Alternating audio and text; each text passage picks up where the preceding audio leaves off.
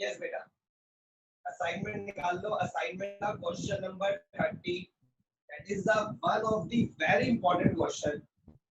मतलब ये लगा लो कि ऐसा क्वेश्चन एग्जाम के अंदर कई बार आ चुका है, तो इसलिए इसको इंपॉर्टेंट क्वेश्चन का नाम दे रहे हैं। क्वेश्चन नंबर 30 लिखेंगे और रीड करेंगे कि क्वेश्चन नंबर 30 के अंदर तो क्या लिखा है।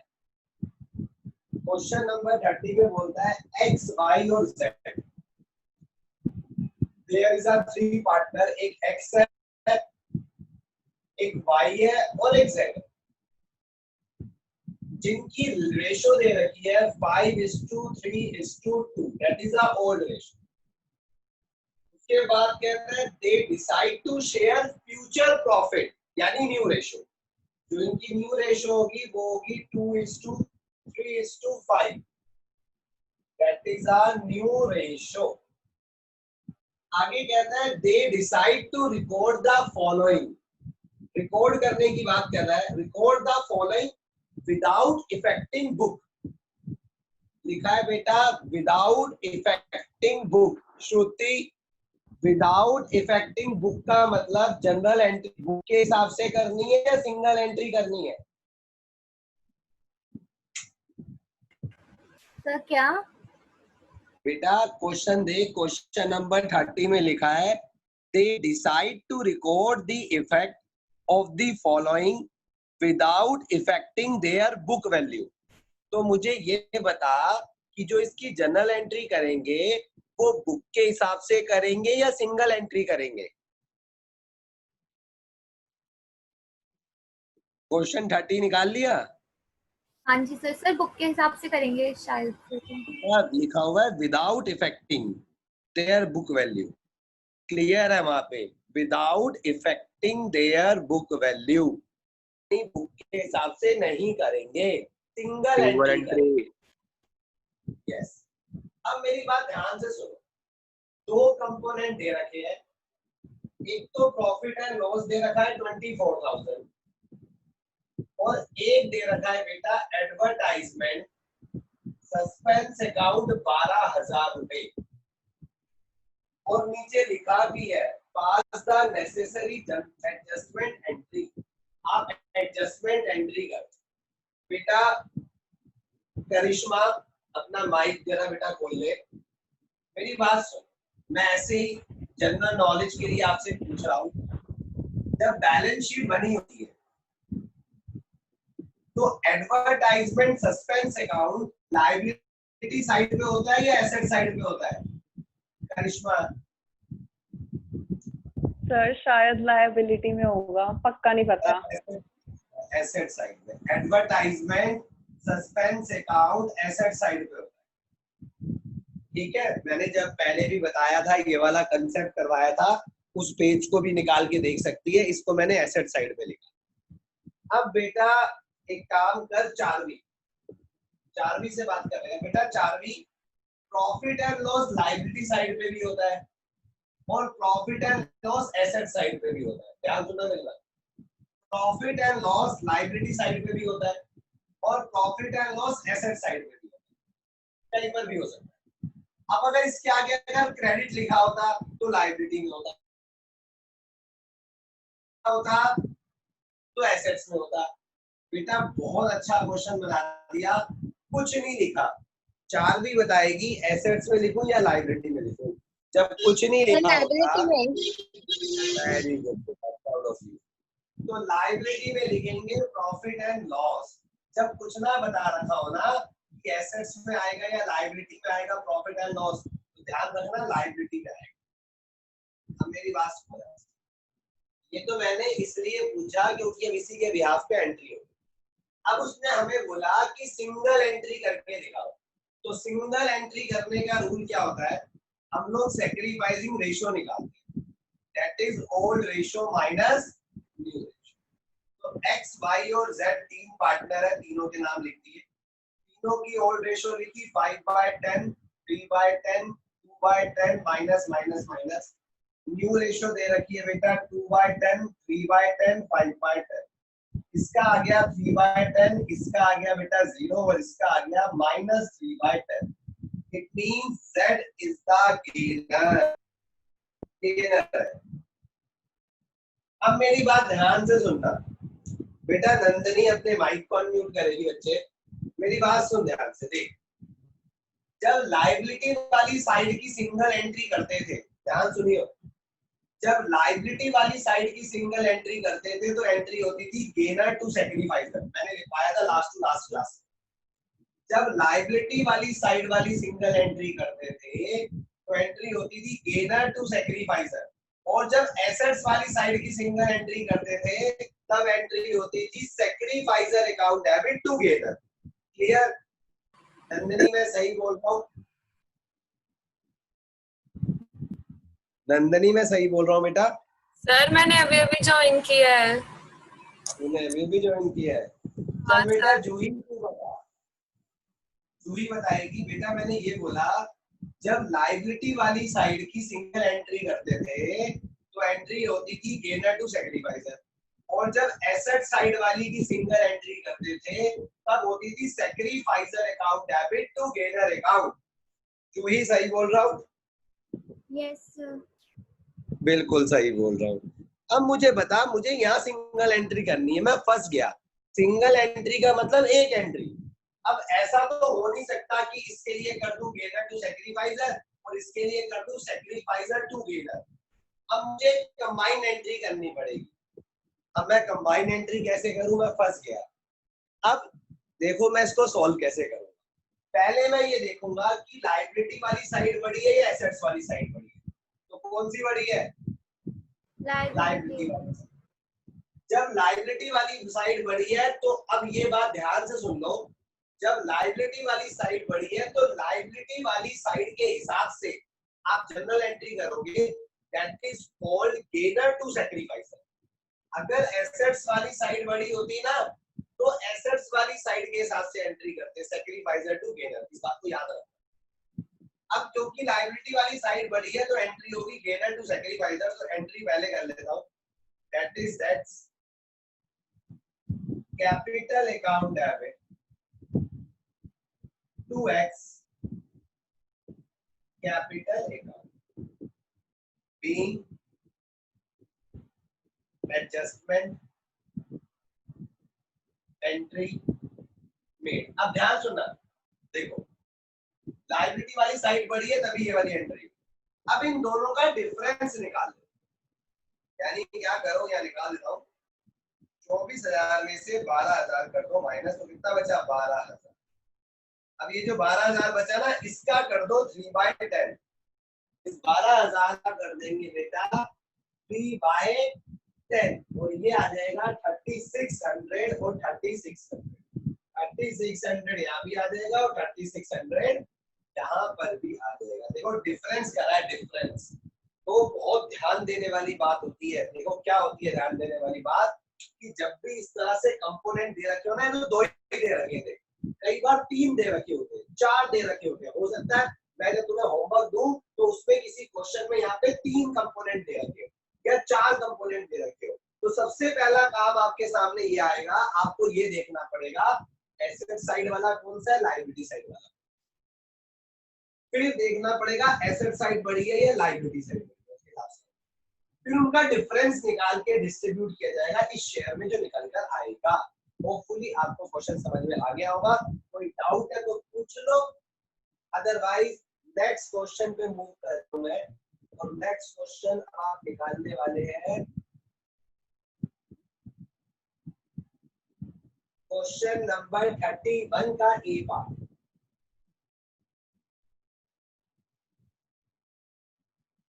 क्वेश्चन 31 पहले जरा देख लो, बाद में नोट कर लेना।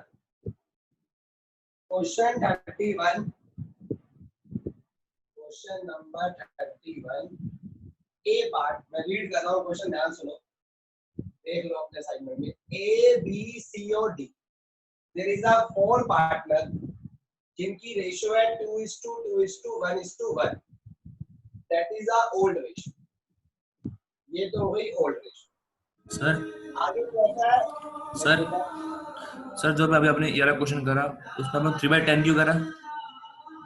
बेटा? ये वो शेयर सब- निकल के आया ना 3/10। सबका नहीं करें, इसका सबका नहीं करेंगे, इसका डिफरेंस निकाल लिया, ये net value I, that is called net value. ये जो नेट वैल्यू निकल के आएगी ना, इसका कर देंगे 3/12 3/12, अलग अलग नहीं करेंगे, एक कंबाइंड वैल्यू निकाल लेते हैं।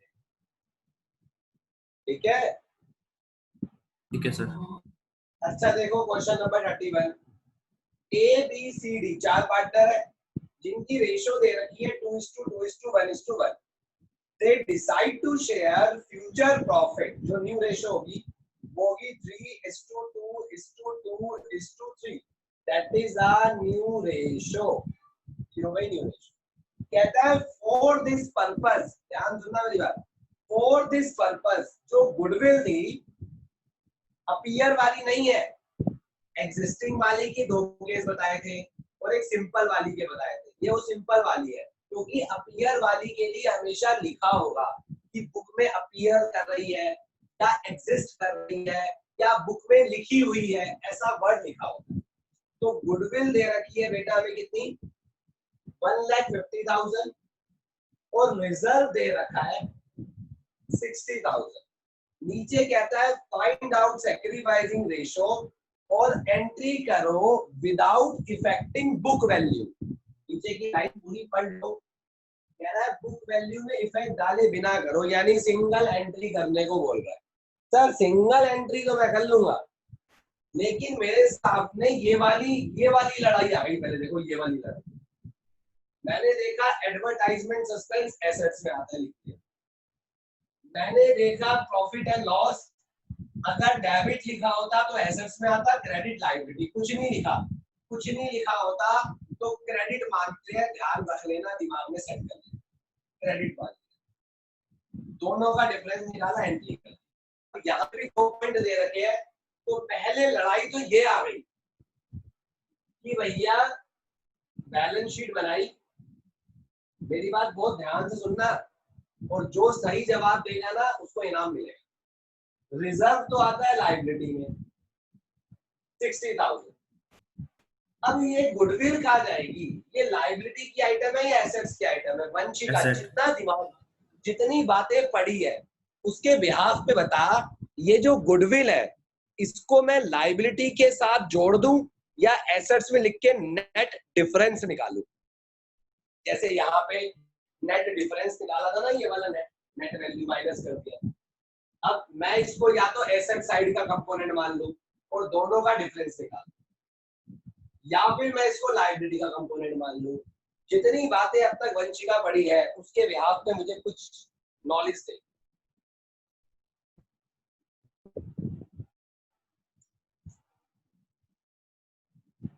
वंशिका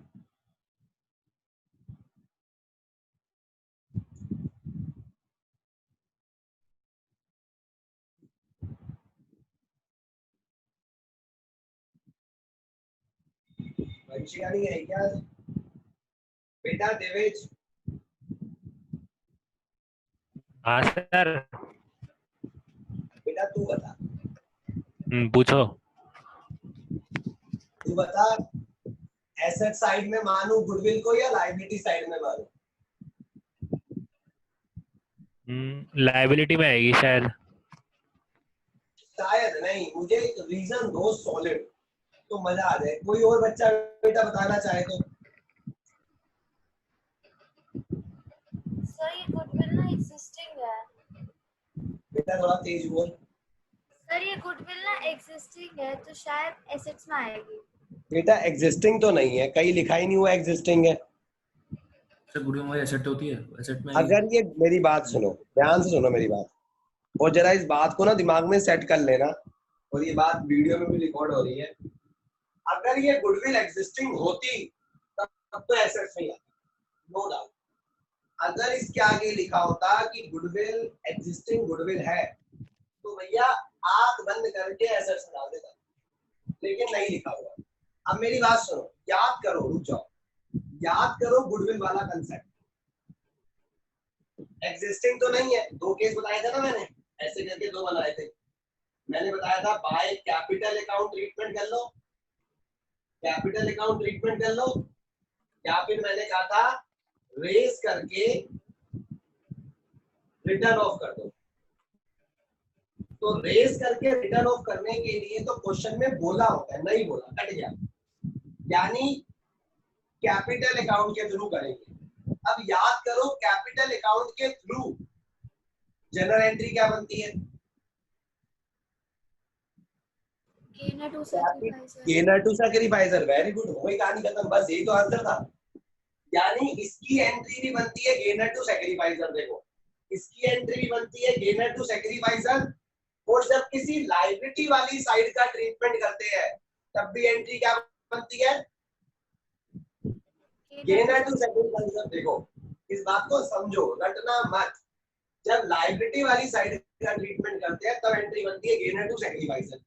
और याद करो जब कैपिटल अकाउंट के थ्रू ऐसी गुडविल का ट्रीटमेंट करते हैं तब भी एंट्री बनती है गेनर टू सैक्रिफाइसर। यानी मैं इन दोनों को आपस में माइनस नहीं करूंगा, क्योंकि इसकी एंट्री भी गेनर टू सैक्रिफाइसर, इसकी एंट्री भी गेनर टू सैक्रिफाइसर, तो यानी इन दोनों अमाउंटों को आपस में जोड़ दूंगा। यहाँ पे मैंने माइनस किया था क्योंकि इसकी एंट्री बनती थी गेनर टू सैक्रिफाइसर, इसकी बनती थी सैक्रिफाइसर टू गेनर, इसलिए आपस में माइनस करेंगे।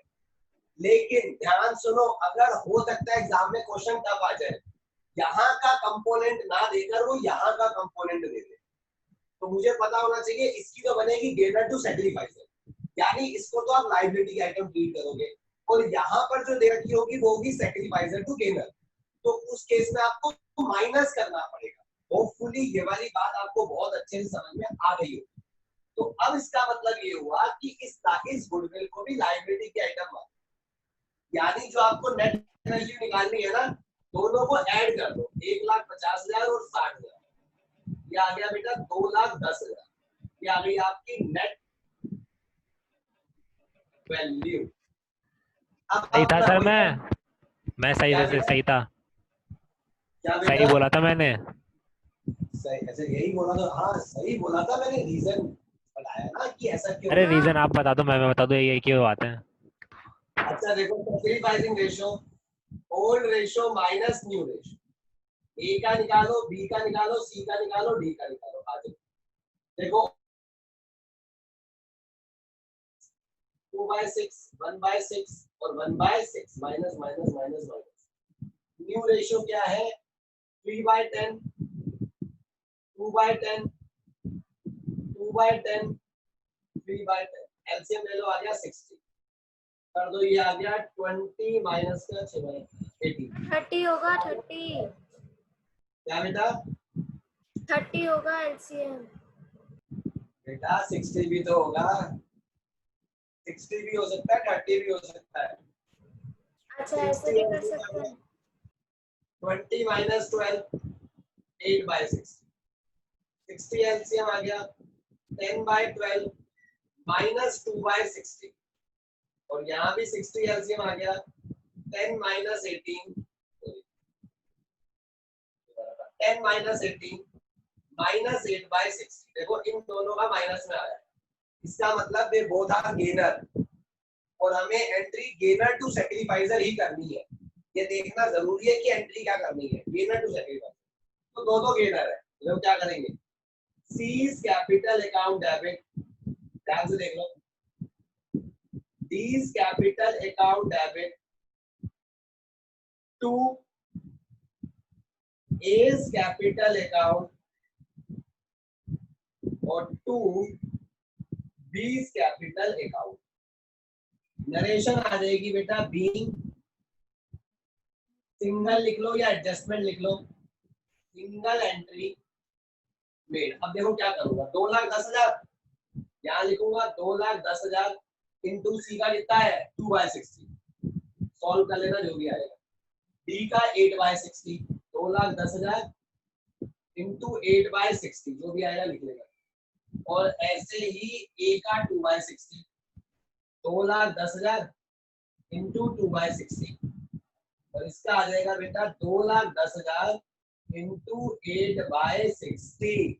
और ये क्वेश्चन हो गया। कोई डाउट है तो आप पूछ सकते हैं, नहीं है तो जल्दी से नोट कर लो, बहुत अच्छी बात। तो ये आ जाएगा 7,000, एक सेकंड, ये आ जाएगा 7,000, ये आ जाएगा 28,000।